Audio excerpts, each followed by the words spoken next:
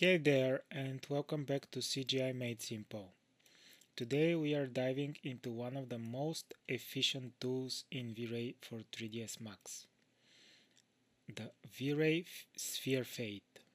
This is one of the coolest tricks that I will show you right now. If you have ever wanted to create seamless renders of specific parts of your scene without wasting time rendering the entire frame, then this tutorial is right for you. You think that it sounds like render region, but it's not. It's quiet, more powerful, and you see. Let's start. So what exactly is VRaySphereFade? It's a powerful tool that allows you to isolate specific areas of your 3D scene for rendering, which is perfect for tryouts of different options, product highlights, or previewing effects without rendering the entire scene. It's a huge time saver and can be a powerful tool in your workflow. So, first make sure that your renderer is set to VRay. Once this is done, here is how you can set up your VRaySphereFade. Go to the Create tab and under Helpers, from the drop-down menu, select Atmospheric Apparatus. Here you can choose one of the gizmos, box gizmo, sphere gizmo, or cylindrical gizmo, depending on what you want to isolate and which suits best your scenario. For this tutorial I will select box gizmo. You can just drag and create the shape that you have chosen. You can select and adjust the dimensions and the location of your gizmo like any other object.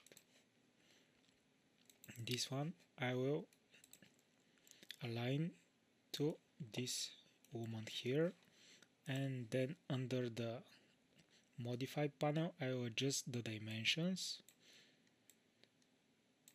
so that everything is inside this volume. Always preview it from different sides so that you're sure that it is positioned correctly and it's catching everything.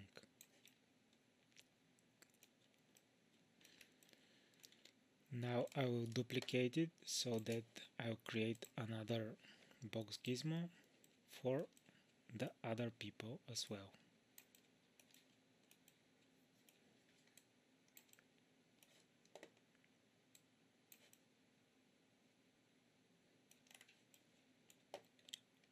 And for the one sitting here.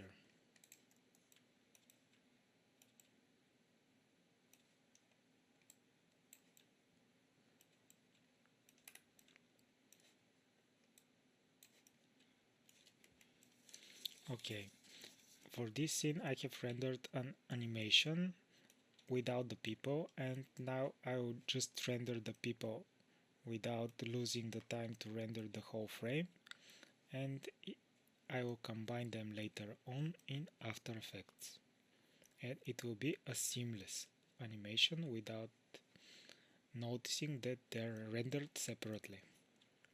So, with the gizmos placed correctly in the scene, it's time to fine-tune the settings. Go to the Modify panel and under Atmospherics and Effect, Add, and select VRaySphereFade.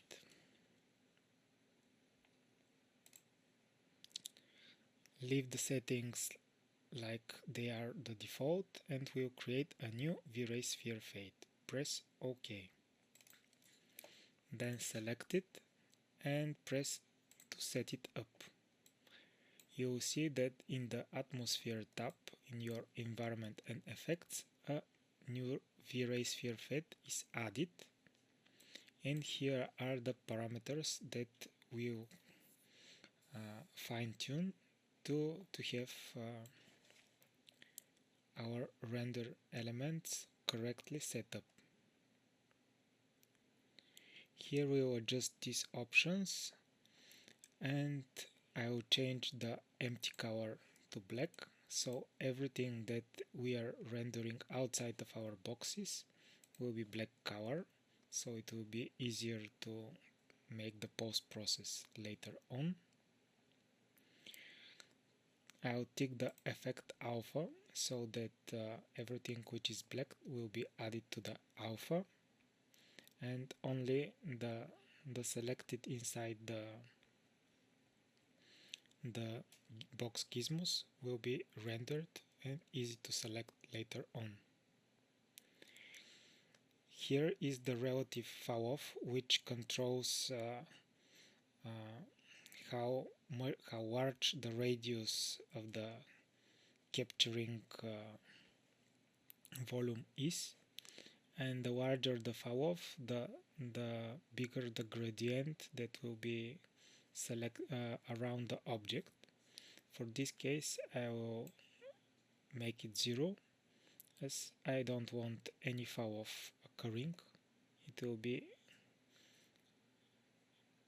better like this for my case.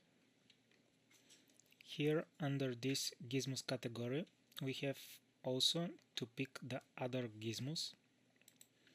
So press pick and select the other two. Now that we have selected all of 3 of them, we'll render all the 3 regions simultaneously.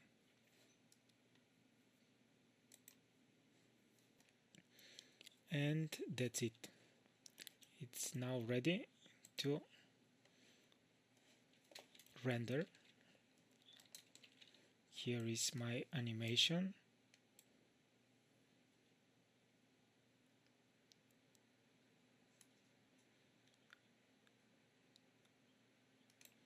I have placed a short range for test, and let's preview what will happen.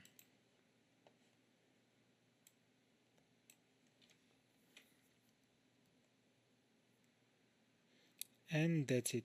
You have mastered VRaySphereFade in 3ds Max. I am using this tool a lot when creating animations, as it can save a lot of render time when making adjustments and perfecting the final renders. If you found this tutorial helpful, don't forget to like, comment and subscribe for more tips and tricks from our side. We would be very happy to hear how you have used this new tool in your workflow.